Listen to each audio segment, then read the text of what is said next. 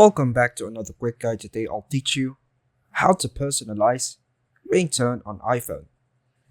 Personalizing a ringtone on your iPhone allows you to set unique tones for calls, text, or specific contacts.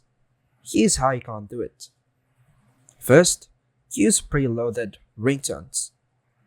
Go to the Settings app on your iPhone, tap Sounds and Haptics, or sounds on all the models.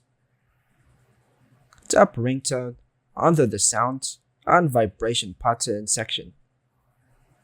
Choose from the list of preloaded ringtones.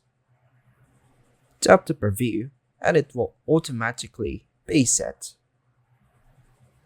Next, use Purchased or Downloaded ringtones. In the ringtone menu, tap Download all purchased tones or visit the Tone store to buy new ringtones. After purchasing or downloading, repeat the steps in the preloaded ringtone section to set a new tone.